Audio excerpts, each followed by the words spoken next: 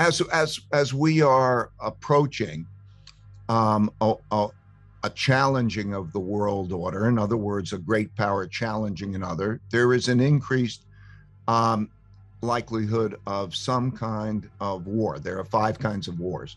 There's a trade war, a technology war, a geopolitical influence war, a capital war, which we're in the midst of, and then there's a military war. And those things drive countries to be self-sufficient and independent. And as a result, globalization diminishes and nationalism increases. Yes. What does that mean for financial markets? Because by and large, I think a lot of folks would be surprised that stocks are hanging tough, all things considered. Well, it's not the stock market. Stock market, so it's in the book, it takes you through the stock markets during war periods. And so the only thing that matters for stocks is the cash flows. And as you get into the conflict, that's a different story. If you begin to see as it progresses, those that are affected by the individual events have an effect. For example, tech stocks. But anyway, in answer to your question, how does it affect the markets?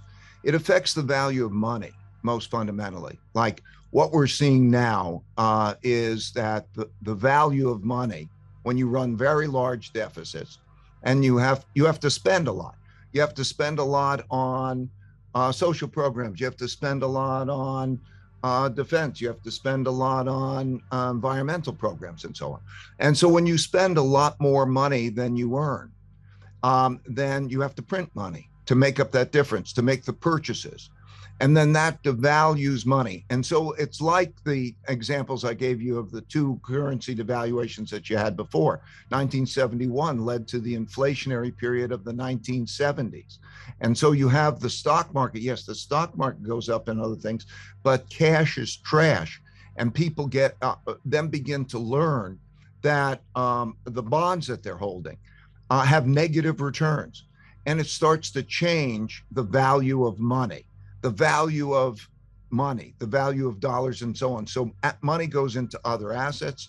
It produces more of an inflation, and you start to enter a certain type of environment. And the environment that we're in is beginning to be very much like that of the 1970s.